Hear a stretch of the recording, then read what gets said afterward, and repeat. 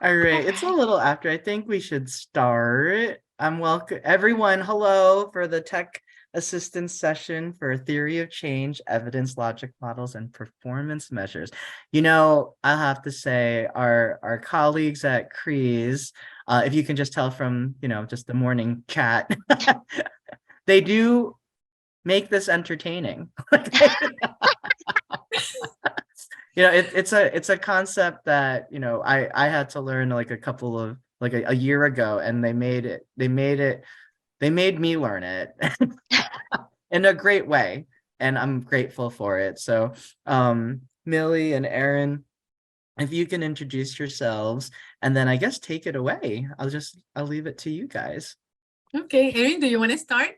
Sure can. Good morning, everybody. Officially, now that some of you heard what my morning looked like when my son called me old. Um, I am the Associate Director of CREES, which has a really long name. You don't have to remember it, but if you're curious, it's the Center for Research and Evaluation on Education and Human Services. We're up at Montclair State University.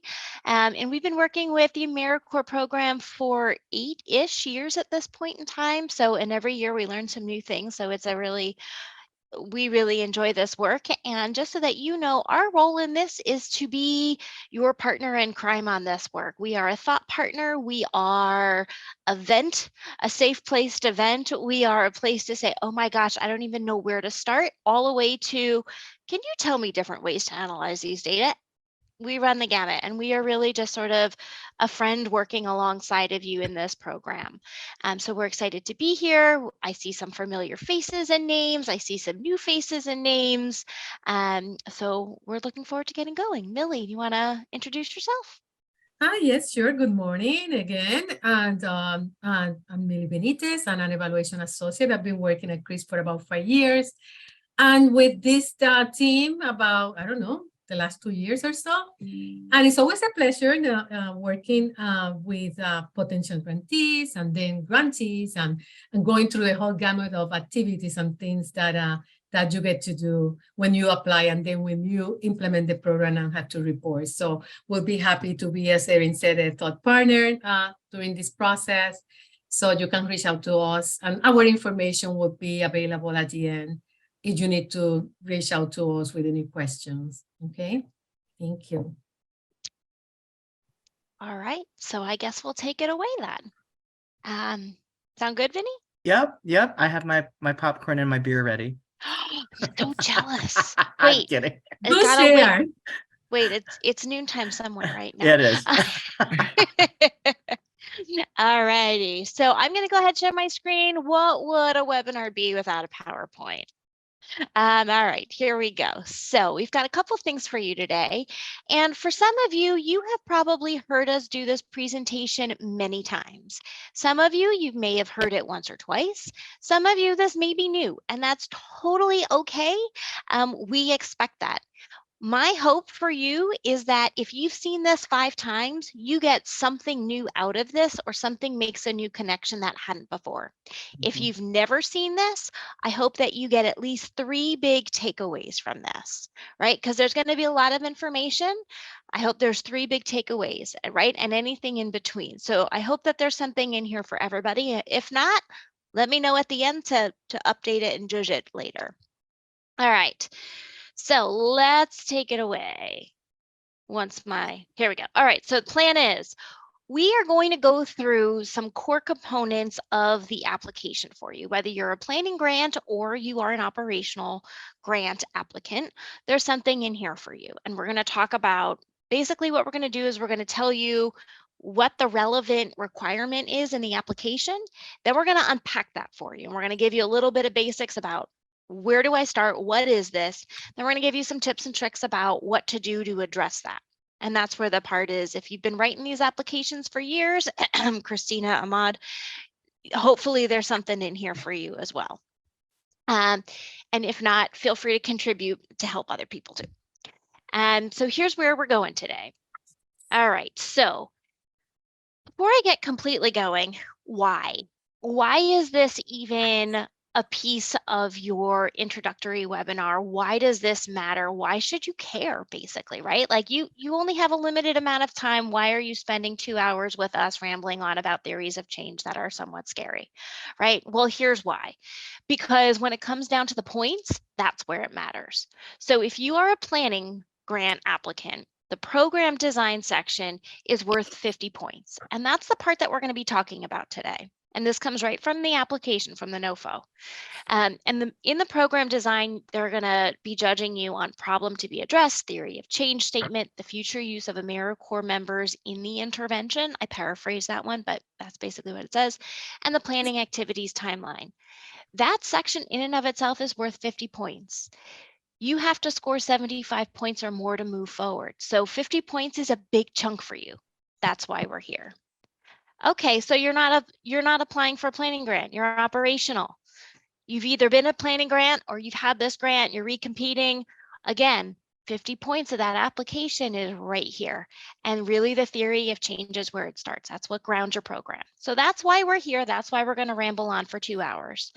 That said, this is as useful and interactive as you want to make it. You got questions, don't hesitate, jump in. If you've got questions, but you're like, it's really specific to my program, you're going to get our contact information at the end, and let's talk some more offline. We're always happy to jump on 1, 2, 3, 4, 5 calls, whatever it takes to help you get this information. Okay, so before I go forward, because next up we're going to dive right into this, in the chat, what I'd love to know is if each of you could respond in the chat and tell me 2 things. 1, what organization you're from, and 2, if there's one big question you have coming into today, what is that big question that you want to learn about today or that you have for us? It'll just help me make sure I know what to say and what not to say.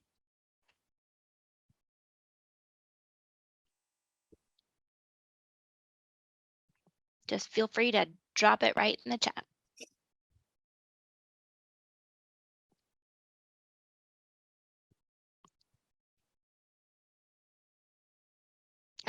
Lisa.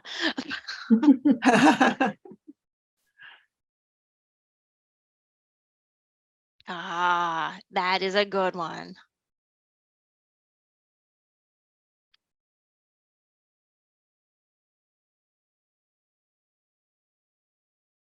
Daniela, you're here. You're where I am. You're Yes, I am. hi. Hello there. Oh, there she is.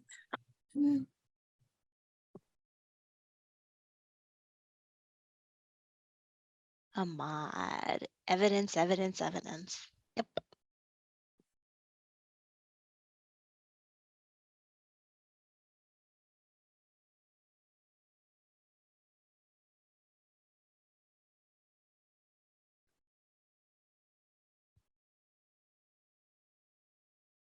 Welcome, Deborah. Okay.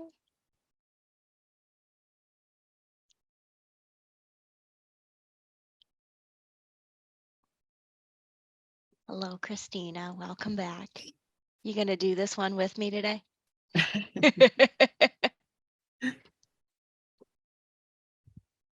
You're the expert, not me. I will never ever say I'm an expert about anything. I am a part of the fan club though, so there's that. Oh, you're kind. Thank you.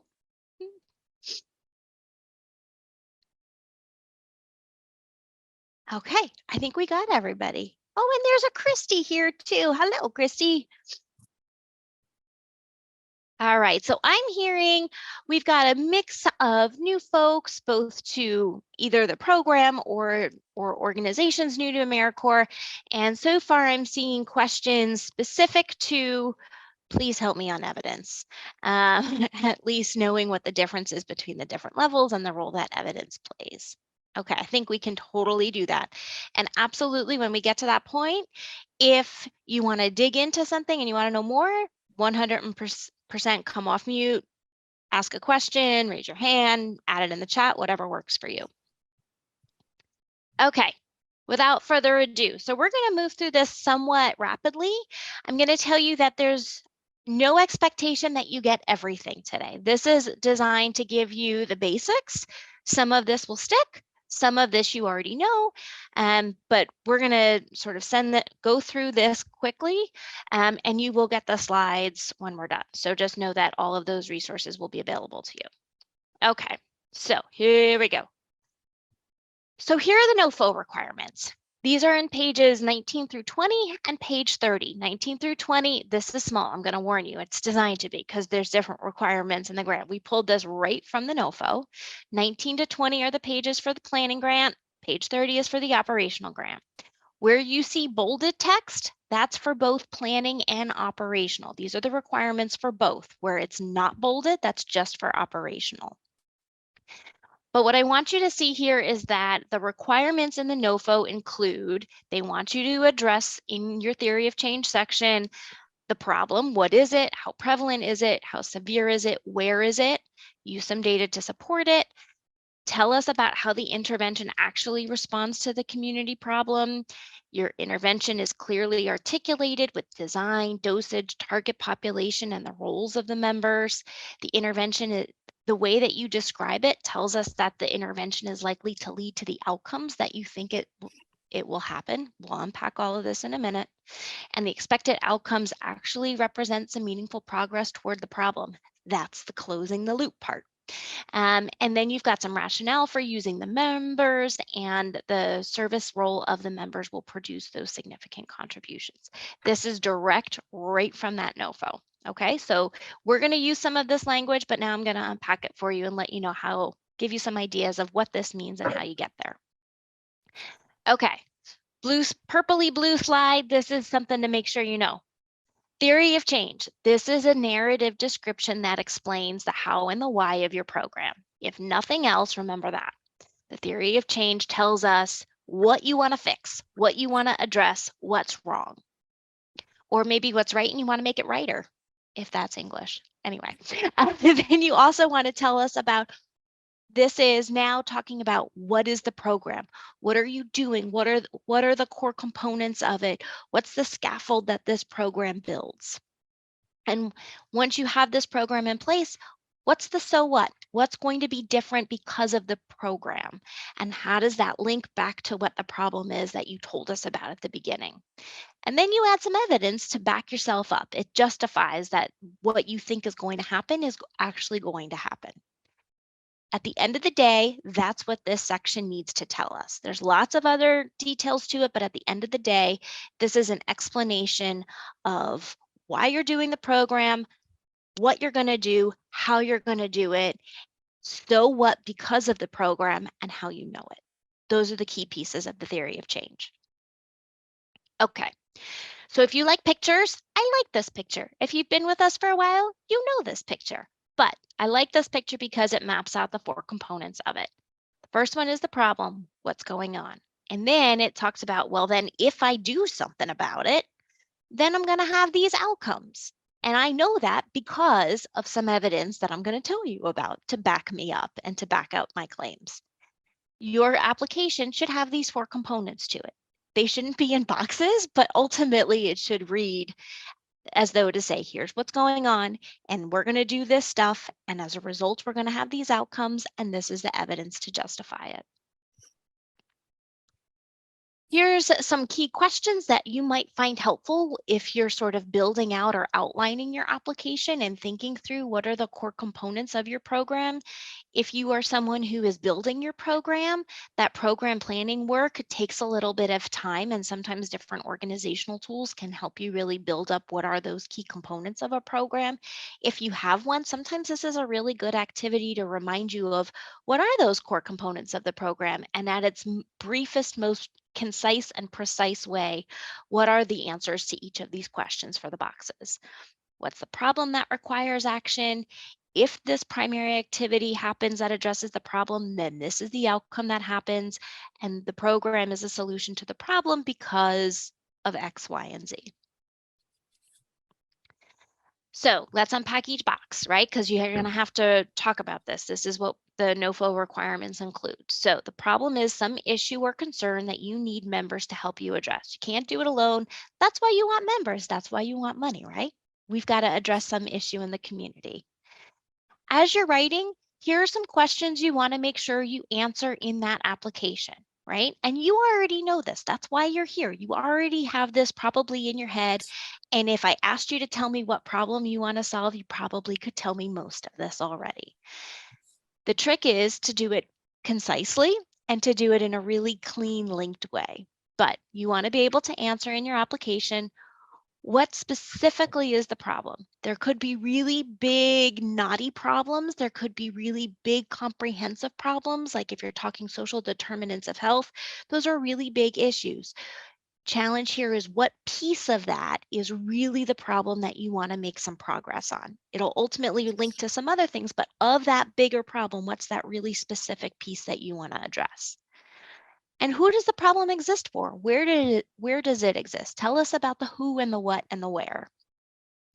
And then give some information about how pervasive it's wide reaching or it's really focused on this one group, and then talk about the seriousness, the severity of the problem, right? So if it's a wide reaching issue, it's very pervasive, but it's moderately severe, well, you're still reaching a lot of people. But if it's more of an isolated problem, but super severe, then that gives you a different sense and scope of the problem.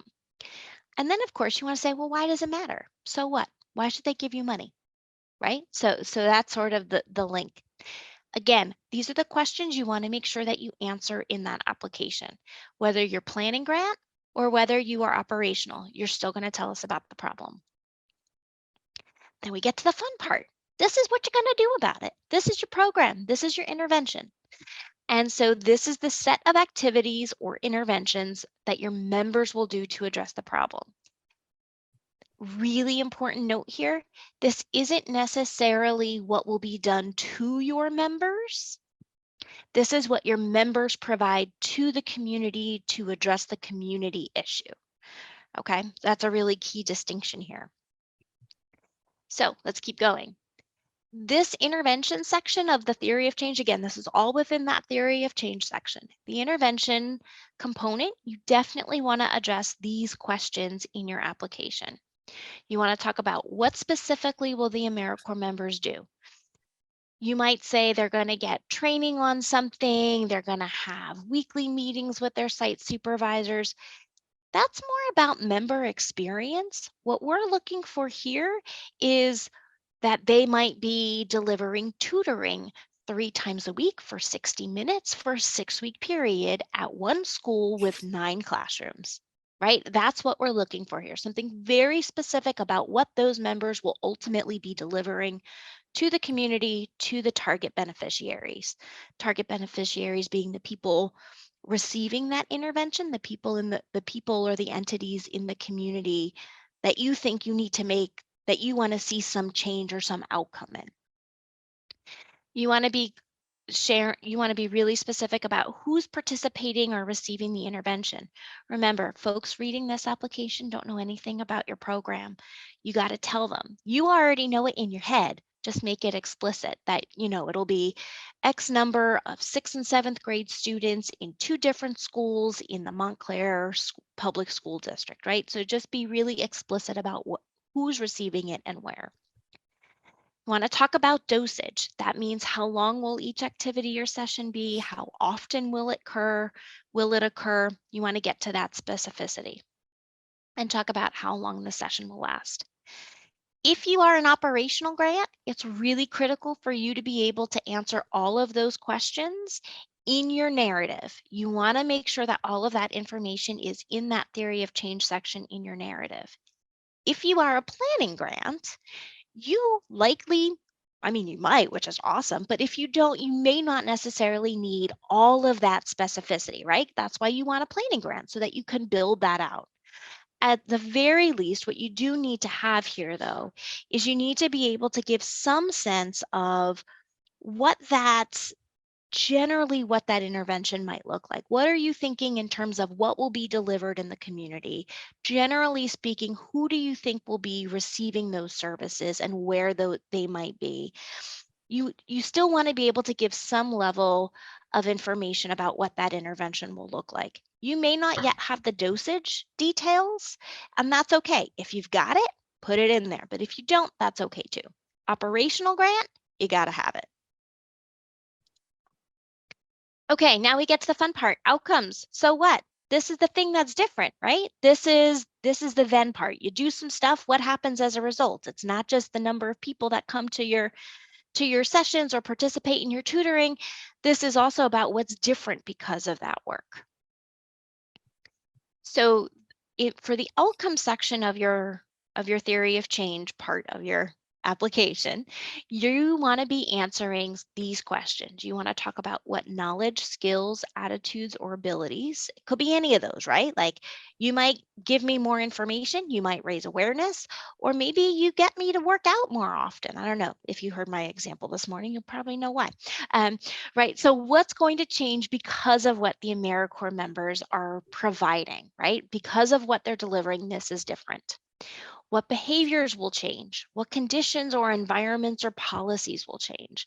You may not have something to say for each of those questions, right? Depending upon your particular intervention, you may not have something for all of those, but you will have something at least for one of those, right? Because there's some change that you want to see as a result of this program.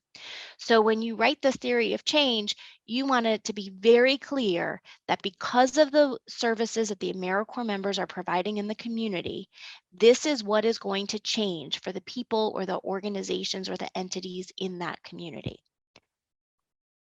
As a note, sometimes we see people talk about changes within the members. That's a good, I mean, that's a really valid and important outcome. And for the purposes of this NOFO, the specific requirements include outcomes for the targeted beneficiaries, the people receiving the services. So make sure you have that in there. Okay. Oh gosh, what do I talk about when I have to write this? Because this can be a tricky part to write. It's one thing to describe your intervention, we got that, right? But the part of describing what's going to be different can be a little trickier. You want to be clear to say and be explicit about who and what's going to change. You might have changes in different entities. Like you might see, maybe you want to increase knowledge in parents about how to cook healthy meals for their kids. But then maybe for the kids, you want to increase their knowledge about what a healthy food is, and you also want to see them eat an additional vegetable every day. I'm making this up, by the way. But when you describe that in the narrative, you want to be really clear that for parents, we expect to see this outcome, and for students, we expect to see that outcome, if that's relevant to your program. When you're also describing it, you want to talk about if you're talking about a change that happens first, that happens really quickly, or you want to talk about a change that takes a longer time to happen. For example, we see some programs look at providing tutoring. And so maybe first what they're doing as a result of that tutoring program and mentoring program, maybe they're improving the attitudes of students towards school. And then maybe they're decreasing the absentee rate because now kids are more involved and they're in it. And then maybe long-term, you see graduation rates increase. That would be longer term. Maybe another long-term outcome for you would be improvements in academic performance. All of that's valid. All of that makes sense, so long as you describe it really clearly and explicitly. So it's probably in your head, but not everybody, when someone reads that application, you're not there telling, walking us through that. So make it really clear in that application. If you are a planning grant, this component is still really important for you as well. You will need to walk through what you think some potential outcomes of the program will be and what those specific outcomes will be for who and for when. So you still will need to have some of that.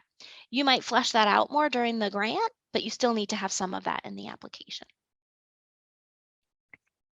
And the rationale, this links you to evidence, but is separate. This is the part that ties it all together and puts a loop on it, right? So this is the part that says why the intervention will achieve the outcomes. What is the linkage? And so a good example of this would be, I'm going to use sort of a healthy eating option as well, okay? So we're going to provide education sessions for kids and for parents about healthy eating, ultimately to build their skills about how to cook healthy foods and what healthy foods are. right? Let's go with that. So I'm going to deliver these workshops once a week for 30 minutes every week, both to parents and to kids separately for 6 weeks. Okay, so now you know what my intervention is. You know generally what the dosage and the frequency is, all that kind of good stuff.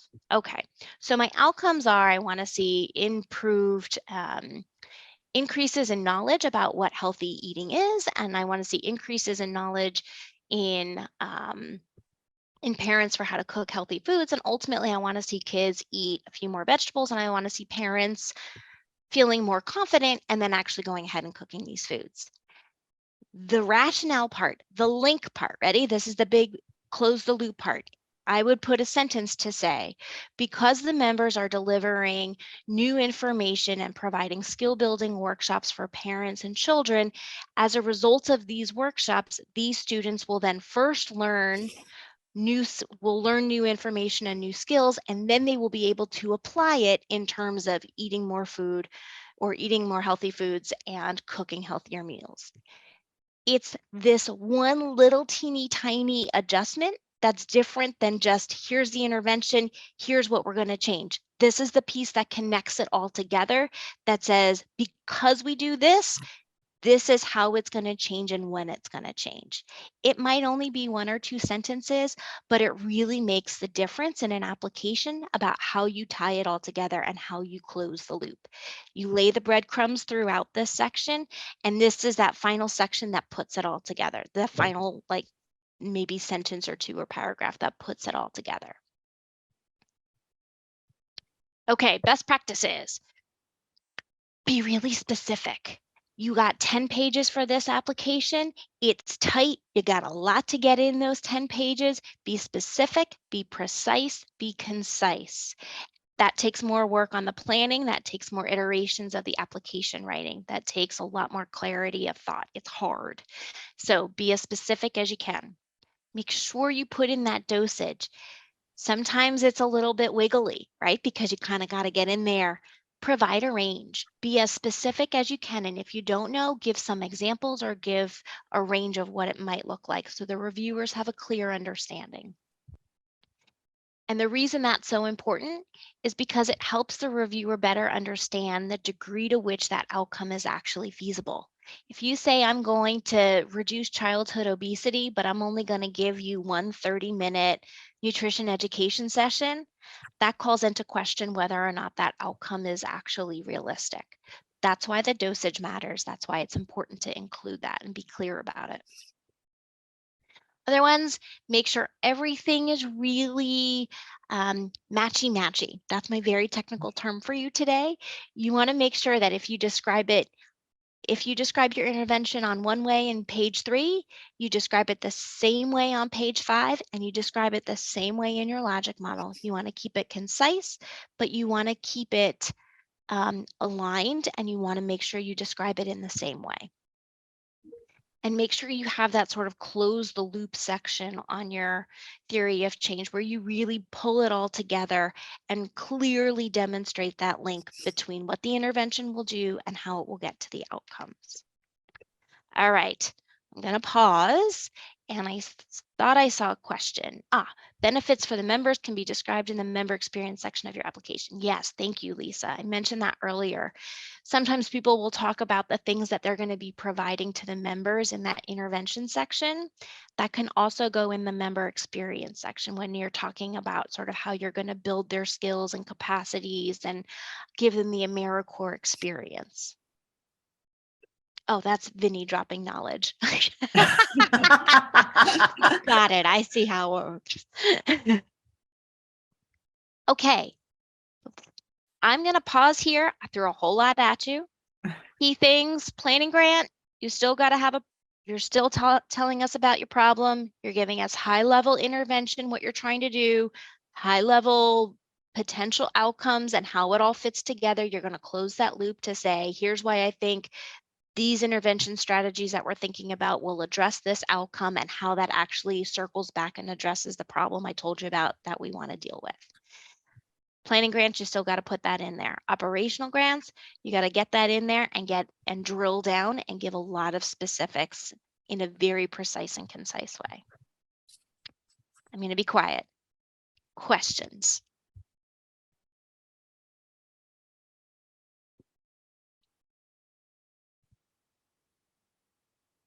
Any light bulb moments? I was just gonna share something, but after you like, there was something that resonated with me more when just learning all this was when you get to logic model, how that's structured. Something Aaron and Millie had said a while ago is they like to look at the logic model first, and then they'll go into the theory of change. So it's like I kind of take that approach, like if I was writing one too, just maybe outline it and then have it reflected in here. But that was one of the key takeaways from like a while ago that I when I read them, I take away, and I would imagine that would be the same when writing them. Yep. It's easier to write. I think it's easier to write when you have a really clear outline and picture of your program in your mind. And we'll talk about the logic model in a little bit. But because you only have the 10 pages and because there are such specific requirements of things that you have to hit in that narrative, I think it's easier to have a really clear outline that specifically addresses each of those questions and where you can sort of make sure that you are consistently describing things and you're describing it in a linear way in a nonlinear world, right? Like none of our work is likely super clean and linear, right? It's messy, it's iterative.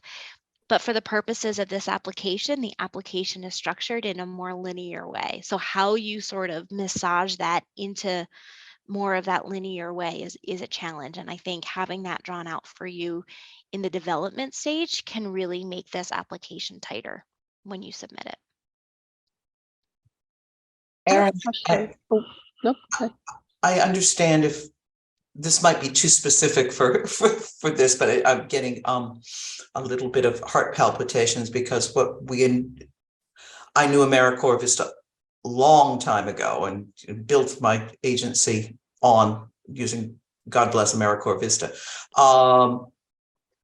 But the vision that I have with the new agency is that my group, the New Jersey Coalition to End Homelessness, would have 15 or so vistas out in various agencies, all with a particular theme around homelessness and communication but they would all be doing pretty well.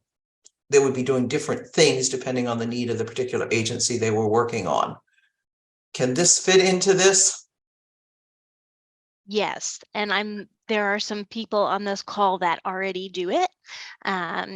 So it is very possible. And the trick, I think, in your application is demonstrating the range and the specific examples of what those specific activities and interventions will do. And then there's some work to be done about what that means for outcomes. Is it that the long-term outcomes are all the same, but maybe the short-term outcomes vary a little bit based on what the specific interventions will be? And then it sort of gradually comes together, in sort of the middle and long-term phases of outcomes. It can be done, and I think you might just, when you're describing it, talk about that there's a range of different evidence-based strategies or activities or interventions that still need to be tailored to the community need. This is basically how that will happen. And this is the types of interventions that will be provided with and give sort of examples of what those would be, give a range of what that dosage and frequency looks like, and then talk about what those outcomes would likely be from those. And you want to sort of try and you likely aren't going to measure every single outcome that comes through here. We're going to talk about that in a minute. You're going to have to prioritize the outcomes for measurement, and that's okay. So you still want to be able to describe those outcomes in a way to say, these are the changes that we think are going to happen as a result of this array of services and interventions, but ultimately this is the long-term outcome that they all share. I don't know if that was specific enough.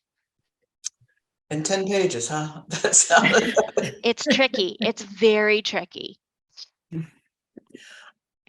Connie, this is Yvette. I just wanted to let you know that, what we discussed yesterday, we think there is a possible solution to that. And I'll inform you more about that at some point. For the purposes of writing a planning grant, you don't have to hit all of the outcome marks at this point. Remember, we're just looking for a planning grant. We're looking for what your vision is of an initial theory of change. And the actual logic model and the performance measures will come during the year of writing the application for an operating grant. So, but yes, to go back to what Aaron stated, there are programs that have multiple outcomes, multiple performance measures. We don't encourage programs to do so many that it gets unwieldy, but we do think that yes, you can have a couple of different activities within each of those service areas. If you're looking at like a statewide program or a regional type program, they can all do different aspects of the same theory of change, as Aaron had stated, and there's ways of doing that, and we can flush that out during the planning grant year. Yeah. Thank you for reducing my level of anxiety immensely. Yeah.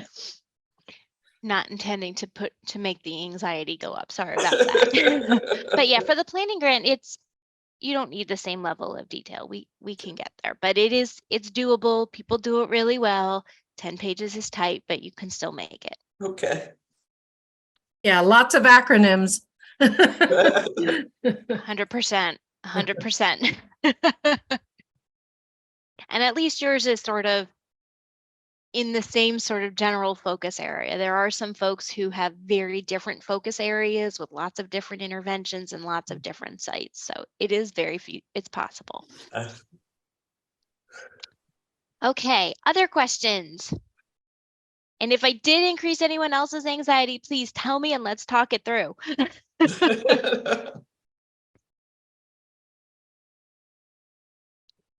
Okay, because this next one is generally a piece of anxiety provoking for most people. Okay.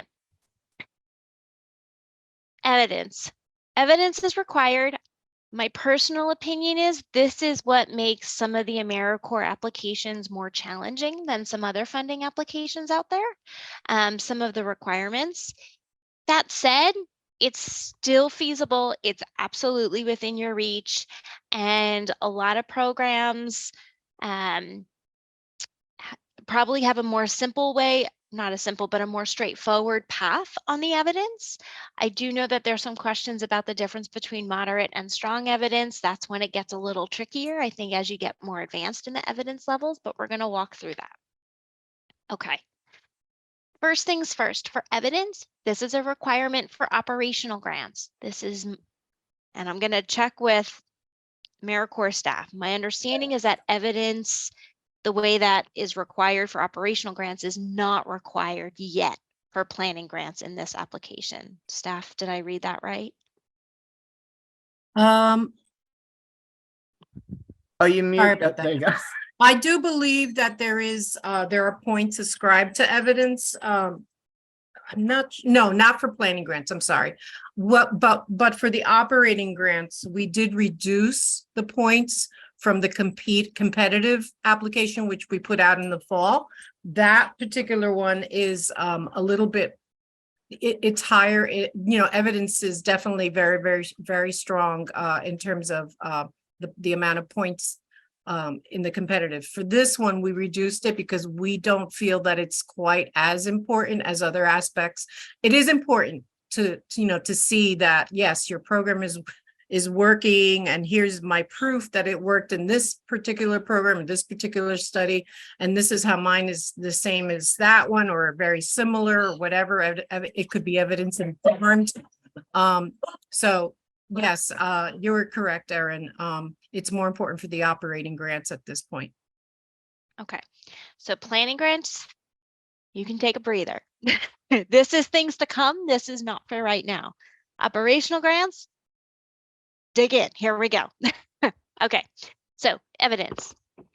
The rationale for, I shouldn't use rationale. The reason they include evidence at both for competitive and formula is that this gives some justification to say that your intervention that you're proposing and the outcomes that you think are going to happen because of it, and ultimately your ability to address that community problem or need that is so compelling that you need some funding to work through. The evidence is the piece that says, we're going to give you some here, funder, I'm going to give you some confidence that that our intervention will actually achieve those outcomes and address that problem. This is giving that justification that this intervention has addressed these outcomes and has worked toward this problem in other contexts in other ways. This is your backup. This is your justification. That's why it's called evidence. It's evidence that what you're proposing to do actually works in other places, or components of what you do works in other places. At the end of the day, when you read your application and you read through the evidence section, you want to ask yourself the question, does this provide sufficient backup and justification that what I'm proposing is actually going to work? We know it's going to work because you're at the helm and you're making it happen, right? We know that. And for some of you, you've been doing it, we know that. But you still need sort of that external objective view to say, well, other people agree with me, right? So you still want to have that piece to say, hey, this does work and here's some evidence of it. And it basically backs up your claim about that sort of, at the end of your theory of change where you close the loop to say, we're going to do this to have these outcomes, and this ultimately addresses the problem that we told you we want to address.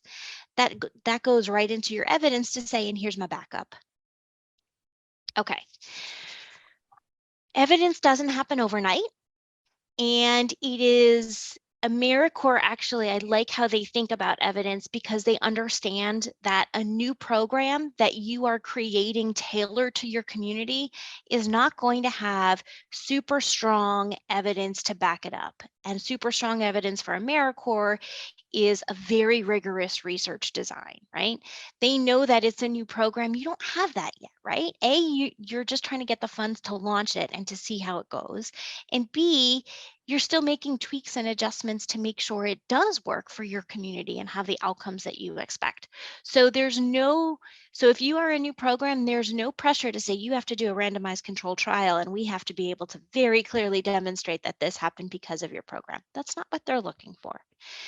This sort of shows you how AmeriCorps thinks about evidence-informed versus evidence-based and how it builds over time. Different phases of a program, different levels of maturity, different kinds of data can be collected, different kinds of questions can be asked. Totally down to earth, relevant, real world. It's based on the fact that programs change and shift. Okay, snoozy part, but important. There's some key terms in here that are really important to know the difference for.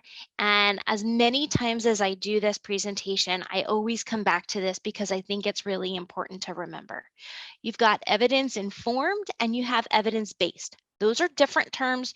Different kinds of interventions fall into those classifications. And when I talk about evidence-informed, it's a program or intervention that uses the best available stuff out there, research, evaluations, knowledge, whatever's out there, right, to guide the design and implementation. But what that means is that that program has not had a specific research study or evaluation done on that specific program in that specific context to justify that those outcomes happen. Okay, that's evidence informed. The evidence is informing how you put the program together. It's not what you base the program on. Now we get to base. Evidence-based is programs that's been really rigorously evaluated and researched, and the findings of those research and evaluation studies say, we got positive results. That doesn't always happen, by the way, right? So you have these research studies and it ends up with, boom, you actually moved the needle on a desired outcome in the way that you expected. That's evidence-based. And so you have a basis in your evidence that says your program worked and it's the program that you're implementing. Evidence-informed is, There's some information out there about some similar programs, and we're pulling all of that together and we're synthesizing all of that together to give you some ideas of why we think this will work. Generally, if you were putting a program together on your own and you're pulling a piece here and a piece there, you're packaging different kinds of programs, or you're trying some new pieces of a program, 9 times out of 10, you're going to be evidence informed. Okay, if you're taking an intervention off the shelf and delivering it exactly as it says you're supposed to deliver it, or you've done it, for 10 years and you're just replicating the program in the same kinds of ways with the same kinds of people, you're likely going to be evidence-based. Okay, now we get to the fun part. Other one, other term, same intervention described in the application. Okay. This comes into play when you look at, in particular, when we get to strong and moderate evidence, preliminary strong and moderate evidence. When you talk about an intervention and you're pulling in research and evaluation to justify that this works, the intervention that's in that research or evaluation study, whatever that evidence is, it has to be exactly the same as that which was studied. And so the applicant, what you're proposing to do has to be the same as what was studied. This gets slippery. Like if it was virtual in one place, but in person in another place, that's not technically the same. There could be different implications of that, right? So the intervention has to be the same. And these are the ways that AmeriCorps measures same. And same is the population receiving the intervention is the same. The population delivering the intervention is generally the same. The dosage and the design of the intervention are the same. You're giving it 3 times a week for 60 minutes every time, and it's happening, in the same way. It's all virtual. The setting is the same. It's in a similar school, and you can back that up based on demographics. And the outcomes that you're measuring are the same, right? This is how that's assessed. Okay. For operational grants and planning grants, you're going to get there. You don't have to do this now, but this is your future.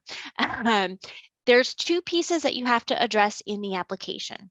One is the tier of evidence, and the other is the quality of the evidence, right? The quality is going to be the reviewer's assessment of how strong that evidence is at whatever level you give. The tier is about how much evidence is it? Is it evidence informed? Is it evidence-based? How advanced and how far along in the sort of lifespan and progress of evidence are we? And that's what the tier tells us. Super teeny tiny print. There's a lot of requirements here. Basically, this to say, check out pages 31 and 32 of the NOFO if you're an operational applicant. And you want to be really clear that you read through this a few times. Citations are important. You need to meet all the requirements of an evidence tier to be considered for that. If you don't, you're going to be reviewed at the evidence tier below. Okay.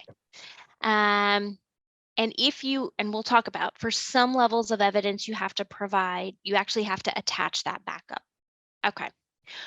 4 tiers of evidence that you can pick from, right? You're going to have to make this decision when you're writing the application. These are going to look at, thank you for adding that into the chat about the digital repository of research and evaluation reports. When you're picking your evidence tier for an operational grant application, you're going to pick from pre-preliminary, preliminary, moderate, or strong. If you are evidence informed, meaning you're synthesizing, you're culling information from different places, or maybe you've done this program once and you've got some basic performance measure data, not basic at all, but some straightforward performance measure data, you might be at preliminary, but ultimately that's evidence informed. There hasn't been a rigorous research or evaluation study done on this particular intervention, the same as described in the application. Evidence-based evidence tiers are going to be your moderate and strong. This is when you've got actual research and evaluation done on that intervention. We're going to unpack each of these, but basically, if you are a newer program, you're packaging different things together, you're likely going to be a pre-preliminary.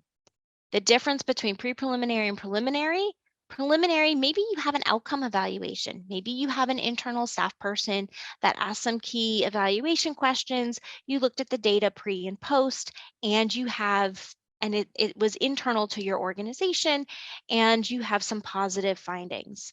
It was a non-experimental design, meaning you didn't add in different groups and you didn't compare different groups of people on what those outcomes are. But the evidence is from the exact same intervention, right? So there's that first piece of the same intervention that comes to play at preliminary. If it's not the same intervention, you're at pre-preliminary. Okay. Then we get to moderate. Moderate is, okay, we did an outcome evaluation. It is the exact same intervention. And now is when we build up. To be moderate or strong, you have the evaluation or research has to be done by an external entity. If you have someone in your organization that does this work, that would be at the preliminary level. You need to basically hire out or pull it from some other entity. It gives you that sort of sense of objectivity to have an external evaluator or researcher here. For moderate, the evaluation is not generalizable. It's focused on a particular site, one particular place. The difference between moderate and strong, I'm looking at you, Relay, because this was your question. The difference between moderate and strong evidence deals with how many sites you're conducting the research or the evaluation with. Let's say you have a program that is delivered. Oh, good. I'm glad this is helpful. Let's say you have a program that's delivered at one school and you evaluate the heck out of that program, right? You've got a really rigorous design. You've got somebody else doing that research for you. It demonstrates positive outcomes, outstanding, but it's only at that one site. You've got moderate evidence. But let's say that program is implemented at 10 different sites and you're collecting data across all 10 sites. And what you can see, and you've got comparison sites that are also across multiple sites, right? Because at this level, we're looking at experimental design. So you need to have a comparison group, generally probably a randomized group. I know I'm getting technical, sorry. But it's not just convenience, right? It's not just who's there. You pick those folks, but then you sort of randomly pick them. The generalizability across multiple sites says that, and this is the strong evidence, this says that across lots of different sites, we still see really positive outcomes. Moderate says at this one site, we see really positive outcomes. So your evidence has to reflect for moderate that it was done at the one site and that you have the good outcomes at that one site. Then it's generalizable at the strong level when you have multiple sites. Okay, that got technical, but here we go. Okay, more of what I just sort of shared with you, unpacking for each one. I already talked about pre-preliminary. This is what we see most often, I think, especially for formula. You don't have an outcome or impact evaluation, or you haven't submitted it. You have evidence from an intervention that's similar, but not the same, because maybe you made some tweaks or modifications. And maybe you have some performance measure data from past years. Great, use it. If you've got it, flaunt it, right? You put a lot of effort into your performance measure data. Get that bad boy in there. Here's an example, right? And I did not come up with this. This is from AmeriCorps. But here's an example of how you might describe pre-preliminary evidence. I'm not going to read through it because these are going to come to you later, but here's an example if you feel like you're at preliminary or at pre-preliminary. Then for preliminary, here's where we start to level up. You've got something. You've got some kind of a report that says we did a non-experimental research or evaluation design. It is the exact same intervention. Everything is the same. And woohoo, we got positive results. It worked, right?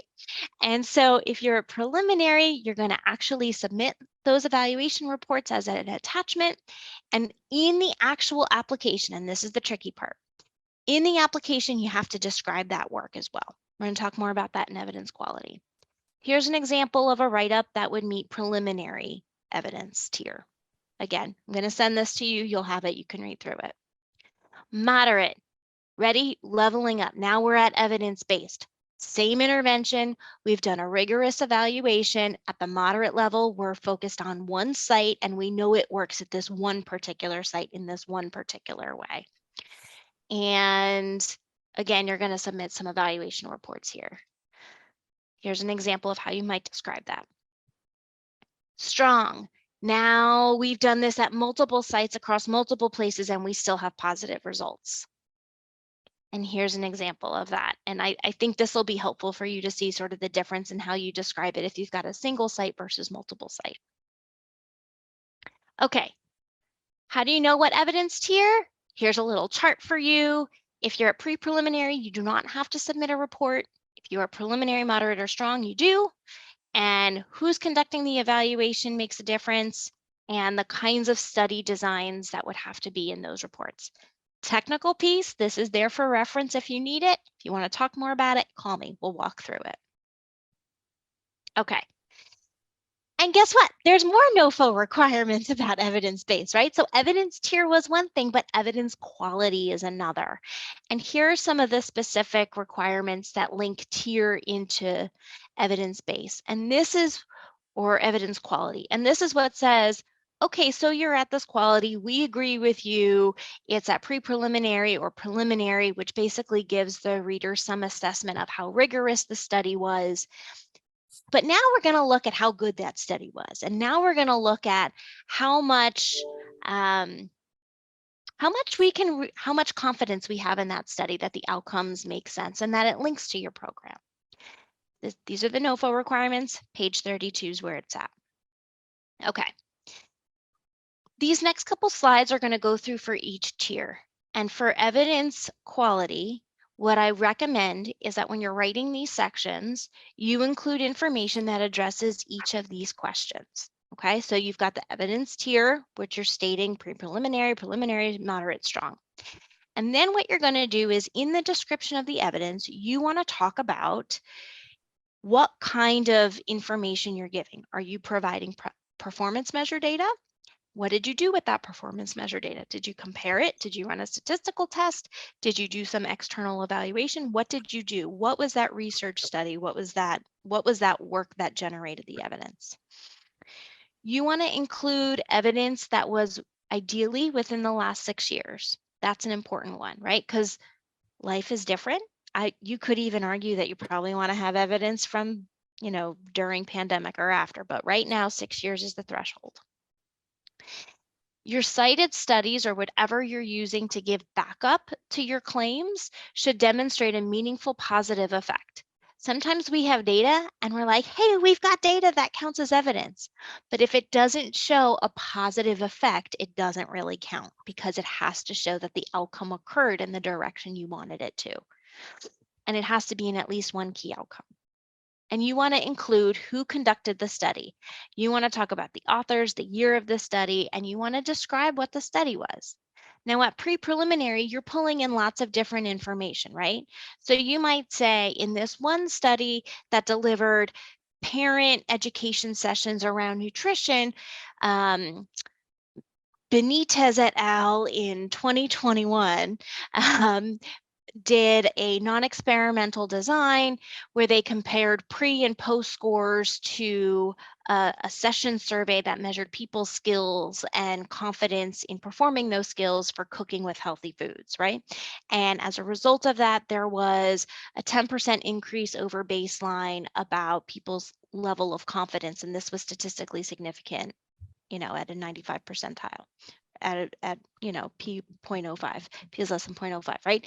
Those are and then you might add in, but Bunger Johnson et al. In 2021 found that delivering education sessions for kids actually resulted in them consuming one fruit more at post than at pre because they completed or they participated in the session.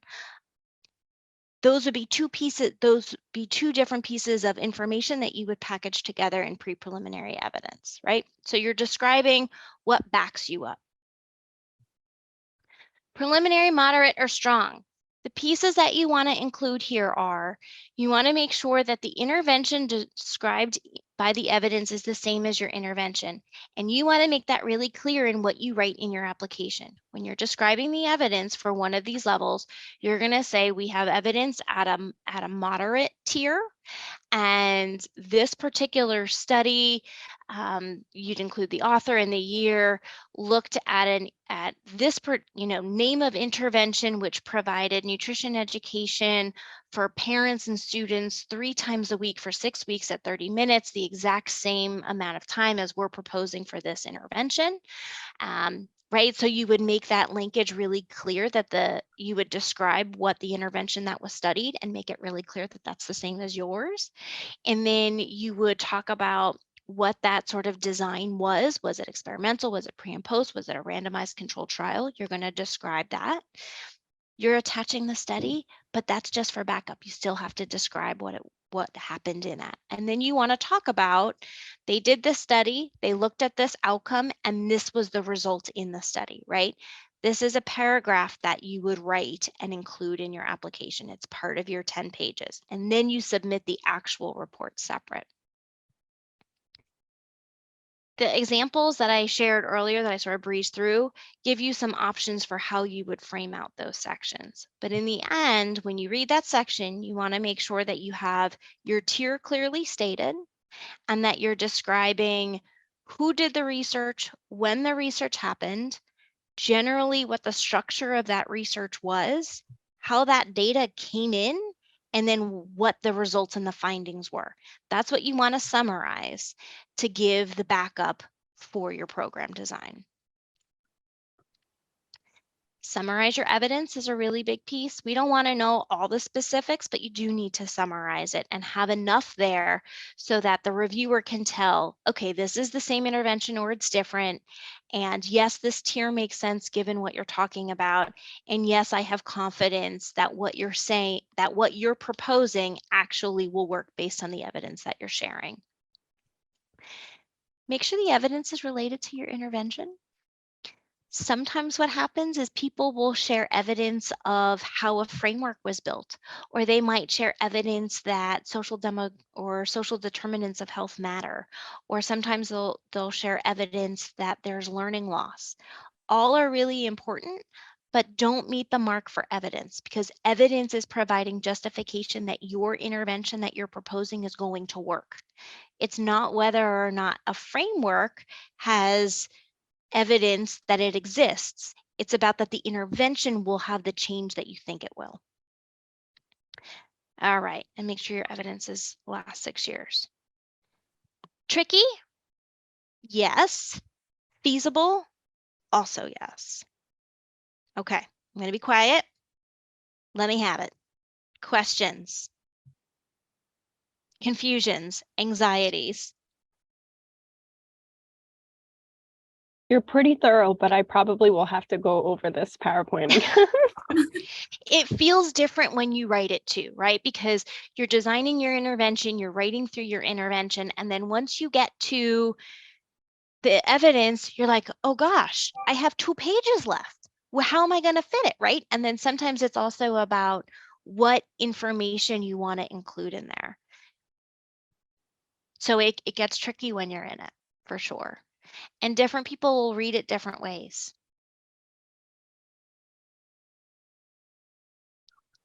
What else?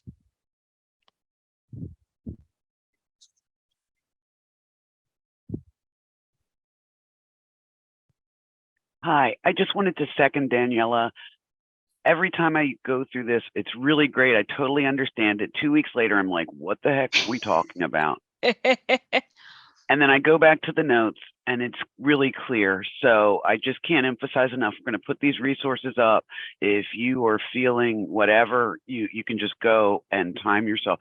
Go through your application and just lean hard because it really will just clarify and be like, oh, and this is just really about refining. And it's, thank you. That's all. Rajeshwar, and I'm so sorry if I said that wrong, but Rajeshwar, you had a question about strong versus moderate evidence. How's that settling now? Sorry to point you out, but to point you out. And you may not even be there right now. Okay, Ahmad, you also had a question about evidence for recompeting, I think. Yeah, and maybe I can access separately of today's PowerPoint of today's session, but I really just wanted to get more insight on the difference between how important or the amount of points for the evidence section for the non-competitive grant and compared to the competitive grant. Got it. So I'm going to go back a slide. Hang on, you're going to see some crazy stuff. I'm going to go back here. And this isn't exactly what you were saying, but it gives us a basis.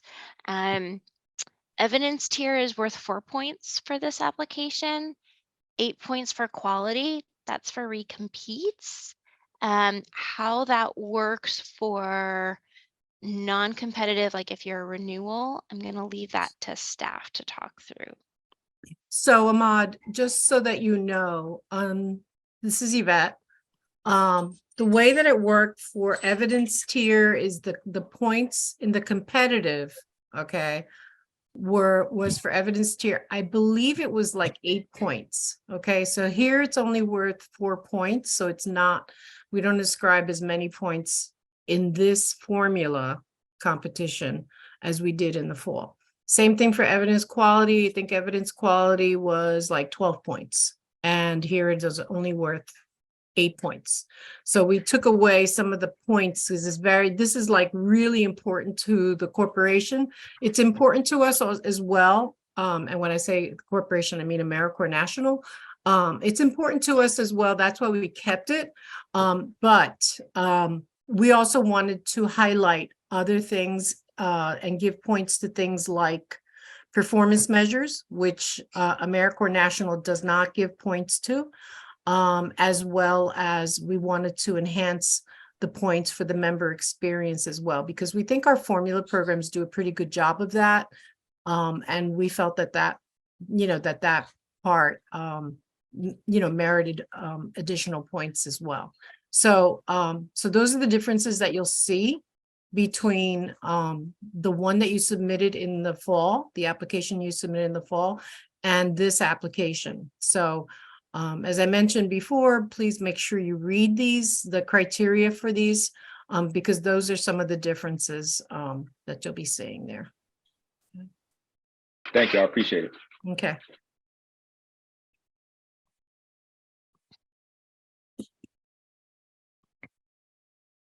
Planning grants, this is what's coming. This is not your current state. This is your future. This is sort of how it comes together later. Operational grants, this is your current state and your future.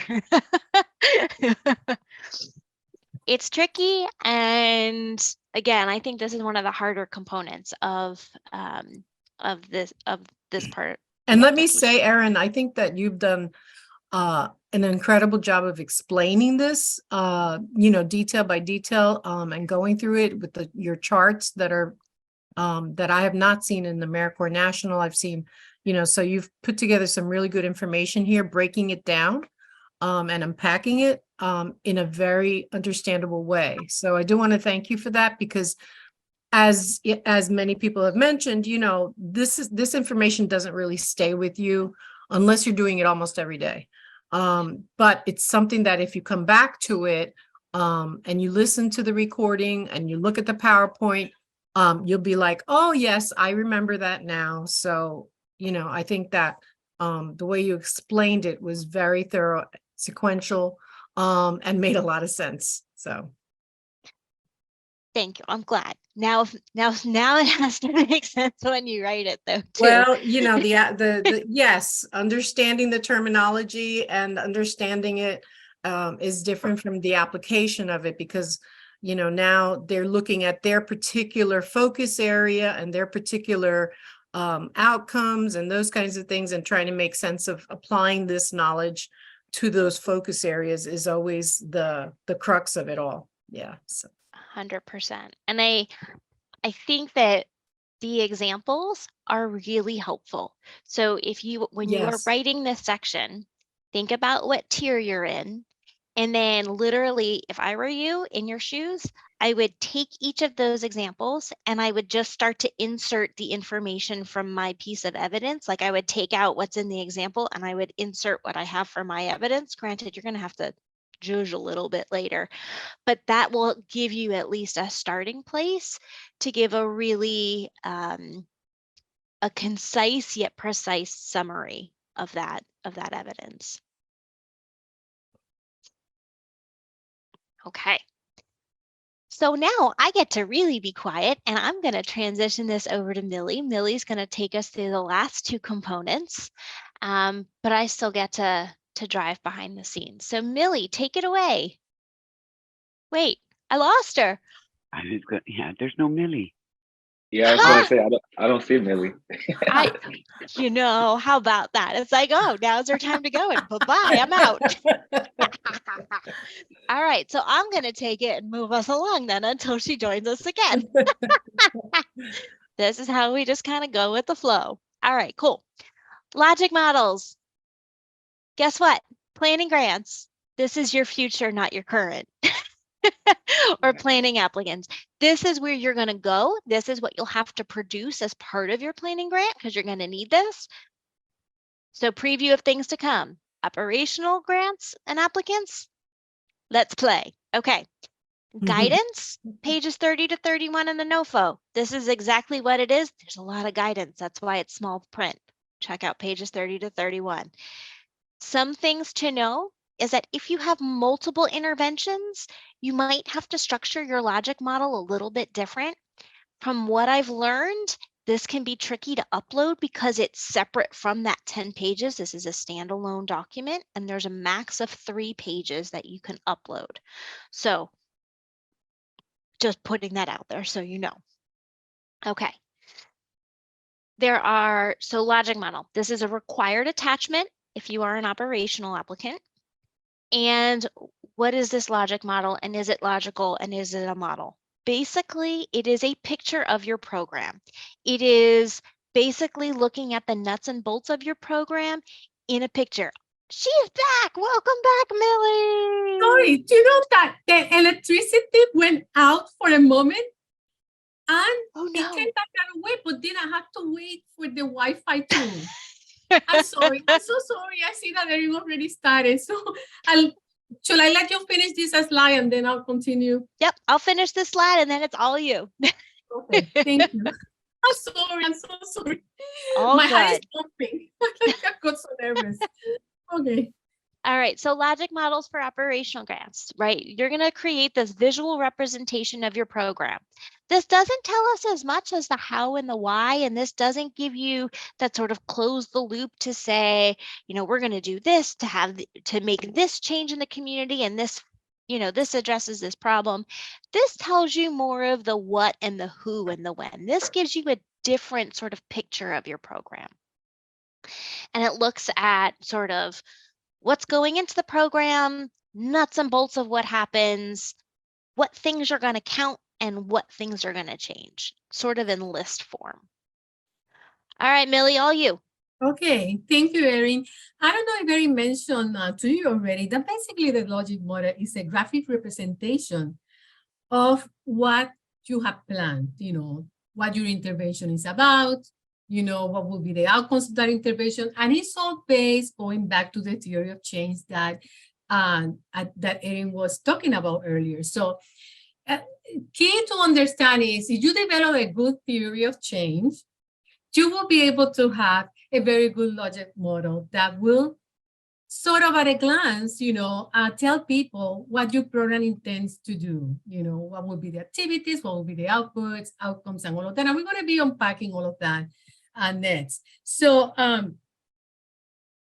beginning with the resources, it is important to lay down this information in the logic model, and that's something that you're going to be extracting. All of the information going into the logic model will come from the theory of change, what you said that you were going to do. And obviously, if you have, you will have to list the resources and the activities that you plan to do through your intervention, what your intervention is about, and what you a plan to accomplish with those interventions. And in terms of short-term and long-term outcomes, you will have decided already in your theory of change which those outcomes are. So that's basically the layout of the logic model. And we need to consider, in considering the short-term outcomes, for most of you, it would be something that for your theory of change, you had included the short-term outcomes that would be things that you will be able to see in about a year or less. So one of the things that considering in the long-term outcome is that this is something that a lot of times you have a big wish list, you have a big idea that what you're doing will have this big effect, but it might be something that you will not be able to see until, you know, a year or 2 or 3 later. So that's something to consider too.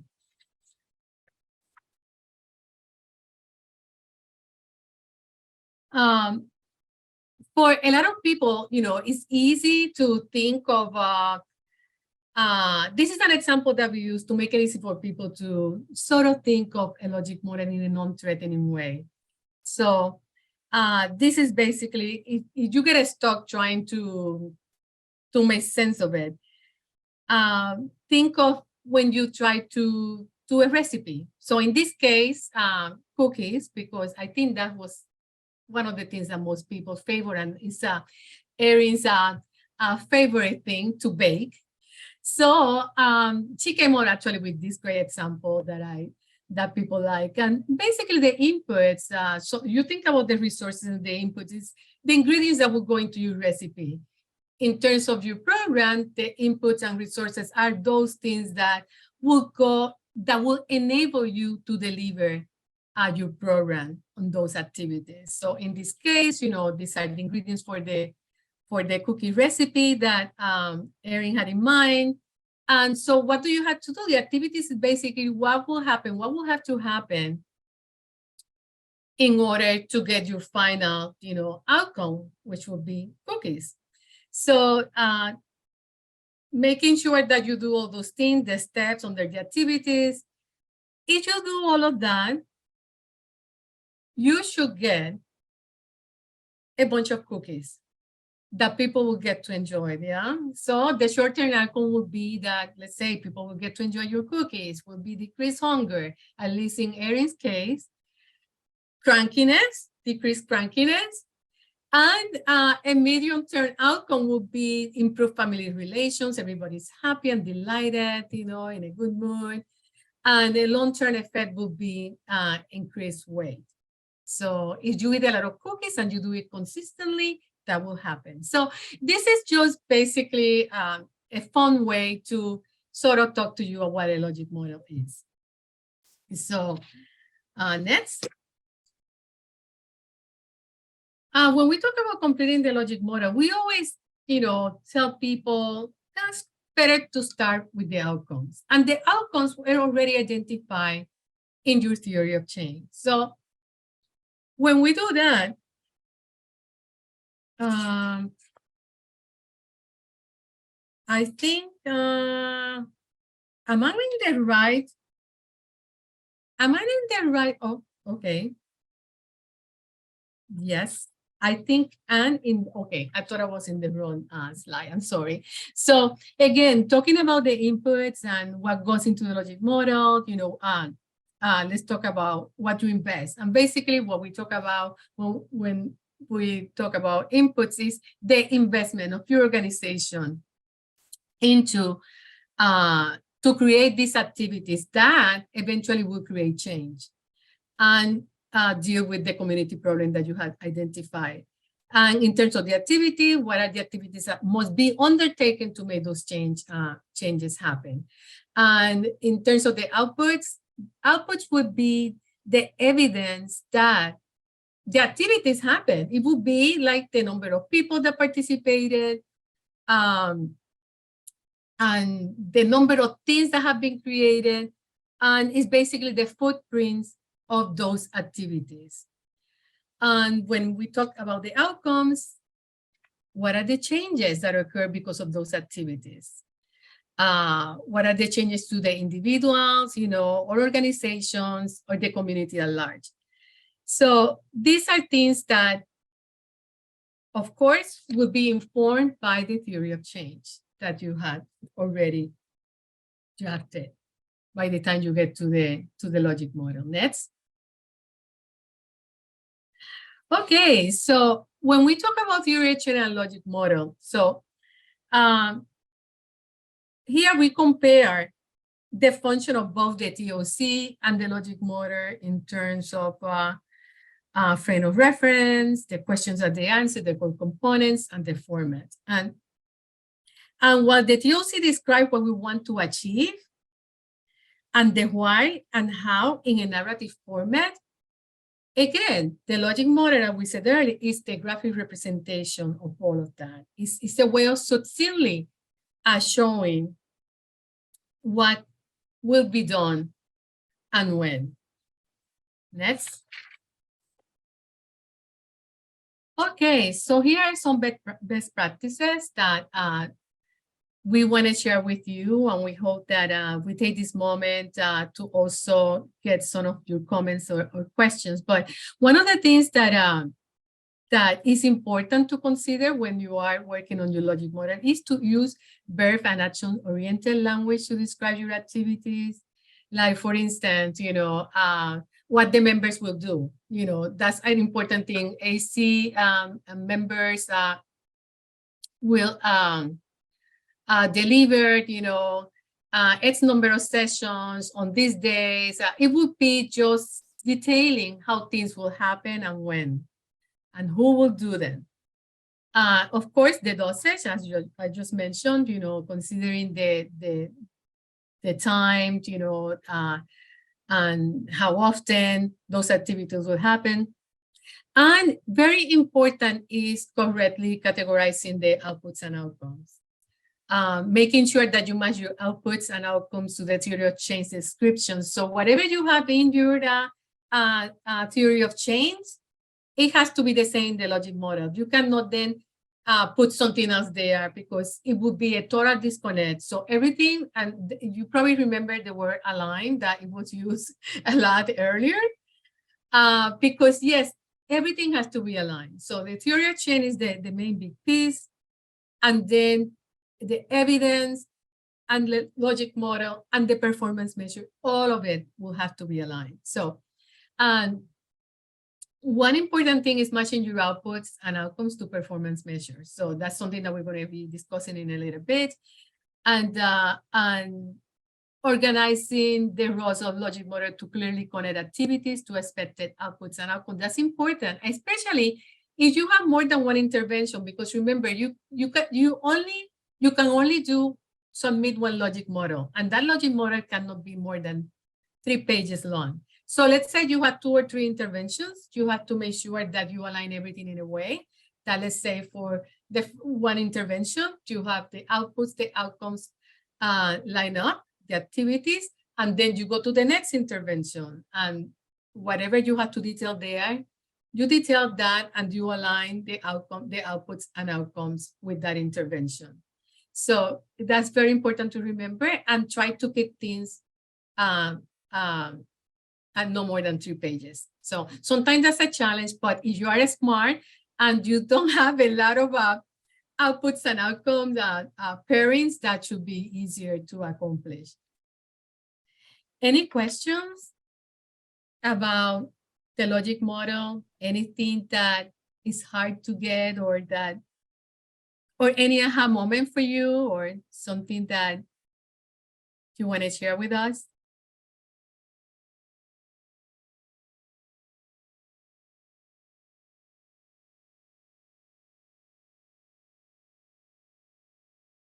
I'm guessing some of you are eating right now, which I totally get. I'm kind of jealous. But that said, I would also mention that the NOFO has specific requirements for information that they want in the logic model. If you are a logic model pro and you've done these for many years, or you've done them in a variety of different ways in different contexts, still take a look at the requirements that are outlined on page 30 of the NOFO, because the requirements so for example, the requirements say in the inputs, you have to note the locations or sites where members will provide services, the number of members, right? So the NOFO is going to tell you some specific information that you should include in that logic model. You might already do it, but you might do it in a different way. So just make sure that you take a look at the requirements to make sure you're tailoring the logic model that you submit to the requirements of the NOFO. Very important, Erin. And Erin, there is a note here. I think you put this note here about the community problem column. Yes, and that's something when you consider that your logic model and that you have like 3 pages to put everything together, you can get very crafty in terms of how you're going to include the problem, the community problem. And if you don't want to use a space, you know, a whole column for the space, you can also put like a text box, you know, on top, you know, to the left. And I had seen that before and it works very well. You can do it at the bottom where you state the community problem. So you will have to find a way to accommodate that in that space that you have for that. Okay. Yeah, I think the template that you upload has it in there already for you too. Oh, okay. I don't remember that, but we'll see. Okay, so anything else? Yes, so key things to keep in mind, and this is just sort of a quick review of what we had heard so far. We have tried to share with you. It is critically important to properly ID and document the problem need. Second, select the right evidence-based intervention that will best address the problem need and produce the desired outcomes. And very important to correctly document the evidence for your intervention. And you know, Erin is spending a lot of time talking about that because it's hugely important. Getting these initial steps right will cement your overall program design and theory of change. This is hugely important, and the reason it weighs heavily in terms of points, as Erin mentioned earlier. And you know, it's really the theory of change is the narrative to your logic model, as we said earlier. That's why it's so hugely important and something that we need to keep in mind. And before we go into the performance measures, I wanted to make sure that we mentioned that because it's going to be sort of a way of informing the performance measures too. So next. I want to direct your attention to how the NOFO requirements, you know, document describe the performance measure. And there are 2 important pieces here that I will be sharing with you. First, on page 32, you will find 3 particular items that they mention, and this is important that you get to read carefully and try to understand. And I think that it will be, I think for you will be easier now after you have gone through this presentation, this conversation with us. It will be easier for you when you look at the NOFO requirements to sort of link and make sense of it. So I really encourage you to take a careful look at this. And next, we're going to talk about the performance measure instructions. This is the attachment. There is a separate attachment to this, and on page 3, these are very important instructions before they show you all the different ways that you can select your performance measures. So one of the things that they want to make sure you understand is that all application must be at least aligned one performance measure, that all the performance measure must reflect significant program activities whose outputs are consistent with the applicant's core theory of change. And that's something that we had hammered, you know, down a lot throughout this presentation. And that, of course, they're associated with one or more interventions or service activities. So The good thing is that, applicants are not required to measure all components of their theory of change. The performance measure, of course, have to be aligned, as we said, and be consistent with the program theory of change. And any rationale for utilizing those performance measurements should be made early on in the theory of change. And it's important that you select the performance measure that fit the program design and theory of change, not the other way around. So when you get to this point, you get to that part of the application where you'll be selecting your performance measures. You always have to go back to the outcomes that you identified in your theory of change and logic model. Next.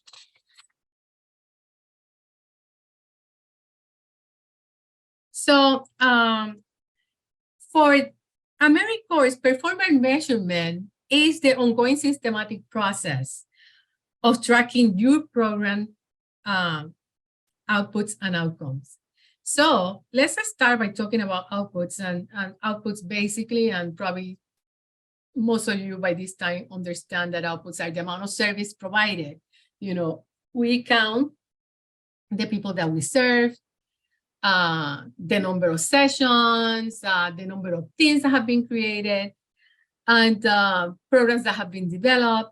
So that's your output, and something that you will identify very clearly in your logic model. Next. So outcomes are always very tricky because we know that, of course, what the outcomes that we select have to reflect, of course, the activities and what we need to accomplish, how the activities are going to influence and change the problem in the particular community that we have identified. So the outcomes will answer the question of what difference did our service make for beneficiaries, or how did the new system or product enhance the capacity of the organization to serve the community. It will depend on what type of outcome it is, whether it's participant level or organization level or community level. So, and it could be anything dealing with attitudes, knowledge, skills, behaviors, or a particular condition. In general, the most compelling outcomes address changes in behavior or conditions.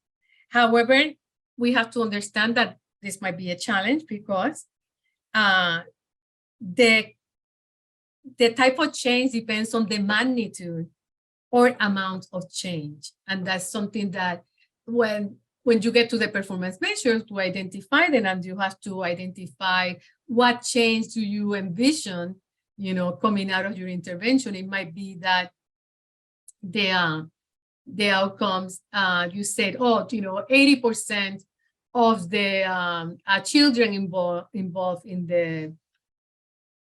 the improvement, educational improvement program, improve academically, or any change that you want to see. If you say that it's 80% and you end up getting less than that, you know that you probably didn't reach the mark that you were intended. So, but those are the chances that you take when you are sort of saying, I know that my program can do this. And it happened that sometimes, things don't happen exactly that way, but there are ways that you can use in the narrative to explain these things.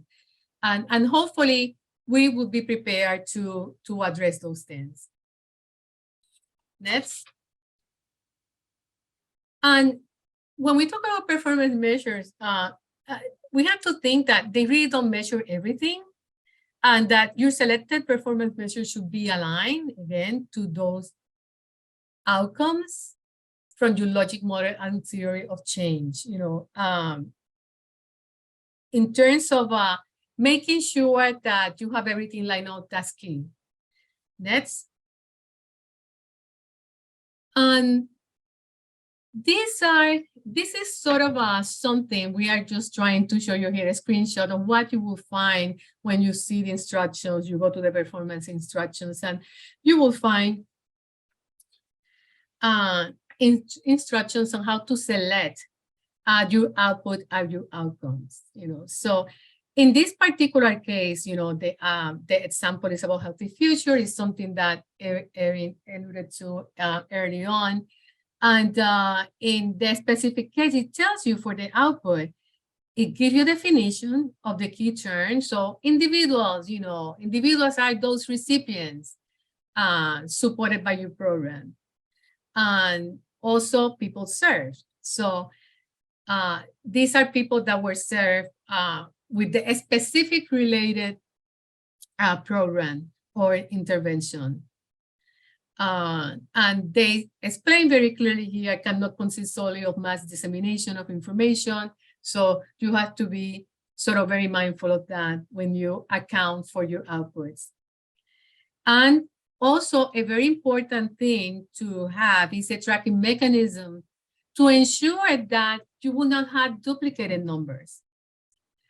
And this is something that we can talk to you when you get to that point that you have to track your data. If you have any questions, I think that we even have some training that we can share on that we had done that training before when we sort of walk you through it. So the main thing to sort of focus on now is on the selection of those measures. But in terms also of the outcomes, so when we talk about a pairing, it would be like, for instance, for the healthy future, so the output would be the number of individuals receiving the services, people served.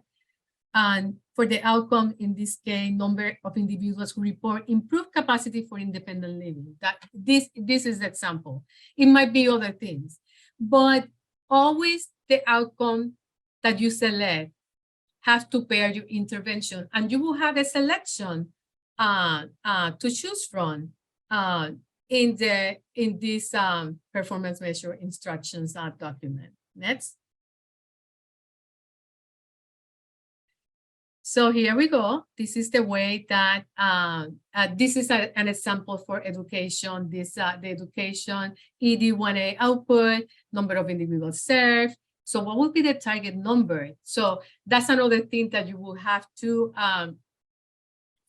complete during this process. So let's say you'll be serving 150 individuals, with your intervention. And how are you going to measure or track their participation? You will have to include that information and describe the instrument or the tracking system that you would be using for that.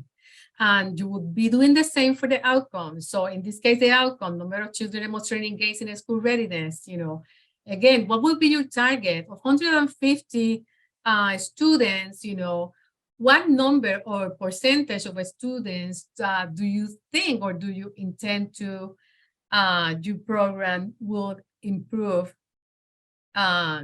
that those students will improve in school readiness? So that's kind of an arbitrary number that you will select, and you may say, oh, out of 150, I think that I know at least, 125 or 100, whatever your number is, or the percentage. Then you have to explain or describe how you are going to measure that. Are you going to measure that by any particular test, that the school does? Is it going to be done by any or any test that you might develop yourself to measure school readiness? And you will have to describe the instrument, and all that information will have to appear for each of the outcome pairings. So here you will be, that's something that I already sort of mentioned. What would you measure? How will it be administered? These are a lot of details that you will have to provide on, and also the reliability and validity information of the particular instrument. And this is something, going back to the instrument that you decide to use to measure. It is, I would say, that is highly recommended that if you are going to use any instrument, that you use an instrument that have been already used, that is out there, that have been deemed reliable and that you had that information to provide in this section. In some cases, it might be that you might be doing a survey. Let's say you decide to do some intervention about healthy eating, and you are bringing parents together, and you have a whole program that they will be going through 10 to 12 sessions, and you develop an instrument to measure what they have learned, and changes that they have made over the course of the intervention. That's something that you will have to explain, you will have to describe, and just this is the time to think about that, because you will, if you decide you are applying for this grant, those are things that you have to prepare and think about your program and how you can accomplish these things. Next. So best practices, let's review some of these best practices and make sure that, of course, you select the performance measures from the list provided in the instructions. You cannot just put whatever performance measures you want. There might be some performance measures that are that you develop, that you can develop and include if you don't find anything in the list that is related to what you're doing. And that's something I would recommend, that if you have to do that, that you consult, with your program officer, that you get, some clarification about it, so you're clear that whatever performance measure you are going to include that is not part of that selection, that is sort of approved and is understood to be a valid performance measure. So, of course, make sure that you review the performance measure checklist, explain the target setting methods, specifying the target, all those things that I just mentioned earlier, define the performance measure, the key terms, and develop a clear and specific measure of applicant determined performance measure that are not duplicates. So if you are doing your own, performance measurement, make sure that it is not a duplicate for something that is already in the list. And explain the instruments and plan how, when, and where, and who will collect the data. That's something very important and something that you will have to also include. So, well, this is it. It seems like a lot to sort of take in, but I think that the idea of doing this with you and walking you through this thing is that hopefully you will pay more attention now when you go through the instructions, and when you look at the performance measures, that you will start making those connections. And any questions at this point? Or anything that needs clarification, something that I went over too quickly and you didn't get, that you want me to repeat or go over or explain? I'd be happy to do that.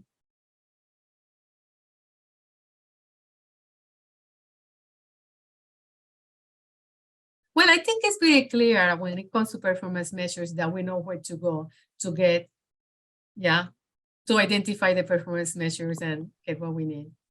And yeah, I think I would just reiterate some things that you said, Millie, because I think they're super important.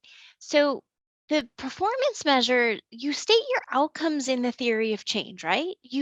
We talked about that you talk about what your outcomes are.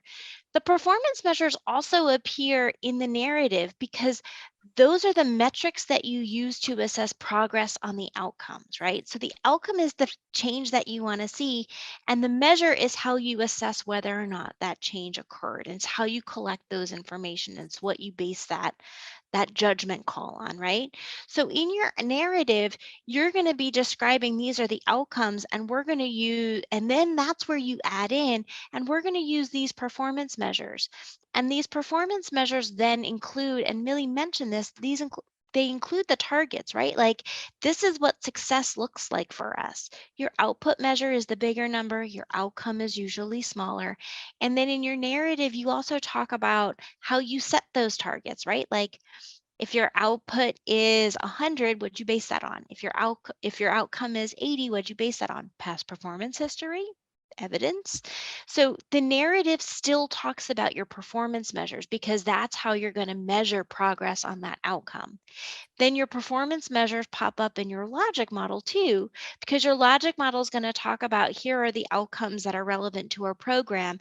And for those specific outcomes that you have prioritized to measure through the performance measures, you're going to include the performance measure sort of code in that logic model to show the alignment, right? And so the logic model outcomes, the theory of change outcomes, all are pretty consistent. The performance measure pops up in all of them, and then you have this separate attachment that gives a little bit more meat to here's how we're going to collect more information about these performance measures. So I just wanted to highlight that because Millie mentioned that, but I think that's a really important piece. The performance measures don't just happen in this separate attachment. They're integrated throughout the application. Okay. Wrap up. We made it. 2 hours. Woohoo! During lunchtime. Celebrate, celebrate, celebrate. Okay. So here's some resources.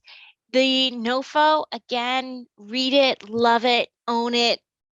Read it 5 times, mark it up. There's specific requirements in there. You want to make sure that your application is tailored to them. Performance measure instructions, that's where you pick out your performance measures. That's where you learn more about what they mean by it. There's some other juicy bits in there that can be really helpful. Mandatory supplemental information, that also helps define some key terms. If you need more about that sort of pre-preliminary, preliminary, moderate, strong, or some other key terms, there's some more information in there. Take a peek at that. Those are some resources. You also have another resource, which is apparently when I click out of it. But another resource would be, I got excited, us. You have access to Millie and I. You have questions, you're working on your application, you need a thought partner because you're stuck on evidence, or you're thinking about how you write that outcome section, or you want to write that sort of close the loop statement at the end of your theory of change to wrap it all up, and you want to run it past somebody. We're here for you. Give us a call, send us an email. That's probably best. That's why you have our email there. But we are a resource that is available to you. Give us a call. We set up a conversation. You can share things with us. We'll give you some feedback. We give you feedback from our perspective. It's your choice. You take it, you leave it. We have no guarantees. We're not the reviewer, so I don't know how people are going to score, but I can, and Millie and I, we can give you some feedback based on what we've seen and what we know to be true. That said, I'd really love to know if there's any specific light bulb moments that you had today, or if there was any really big takeaway that you took from today, because it sort of helps us know maybe where we did well. And then if there's some places where you're like, I am still so confused, Erin. We also would love to know that. So feel free to drop that in the chat. And then absolutely, as you work through your applications, planning, operational, give us a call or an email, and then we'll get on a call. And I think that's our main thing, but I'd love to hear, again, any examples. Daniela, like the logic models, I'm telling you, that cookie example, every time it does it. It does it. Maybe next time we'll map out the theory of change for the cookie example too. We could do that.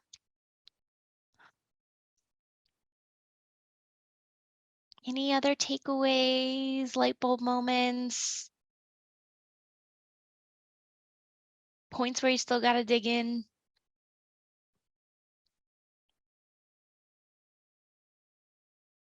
Okay.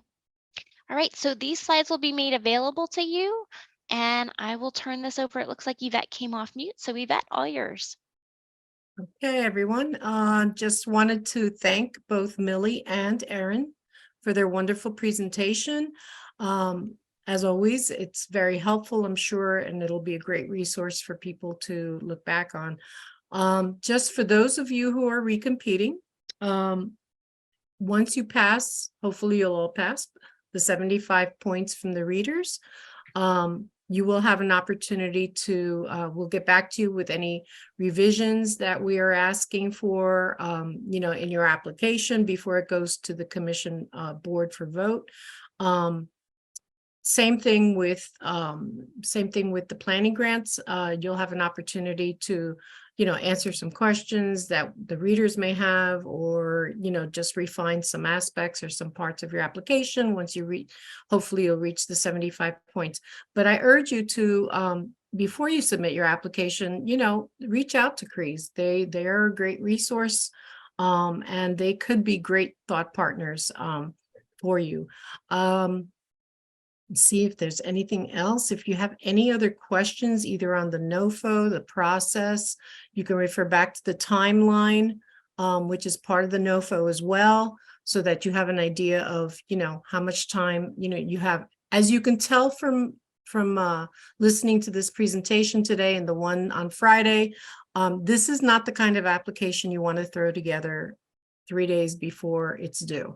You really do need to sit down and, work out a schedule of, attacking each section, so that, you can kind of make sure that you can have an application that is fundable. And in addition to all of this portion of thinking and writing your narratives, and you also have to get this onto eGrants. So that's another thing that you have to kind of like make sure that you give yourself some time to do, particularly the performance measure section. I always say that section can be a little bit challenging sometimes. So if you follow the instructions, you should be good. But again, it's not always, it sometimes can be a little glitchy. So give yourself plenty of time to do that. Acronyms, try, use acronyms as much as you can, and so you can get all the information on those 10 pages. Remember that the face sheet counts as page 1, so you actually only have 9 pages. So be succinct as much as you can, and definitely use your performance measures link to explain even more, or whatever you feel you're not able to get into the narratives portion, and your logic model space if you're an operating grant as well. So hopefully we look forward to getting your applications, and if you have questions, reach out to us. Again, we're here to help. Okay, thank you so much, Erin and Millie as well. Okay, great presentation, guys. Thanks, everybody. Good luck. Happy writing. Yeah. Thank that's you. And Bye, reach out everyone. if you have any questions. All of this will be posted like next couple days. We just, as soon as our webmaster can get it up. So keep your eyes out. I'll send out a blast when everything's up. Thank you so much for this. Bye, everybody.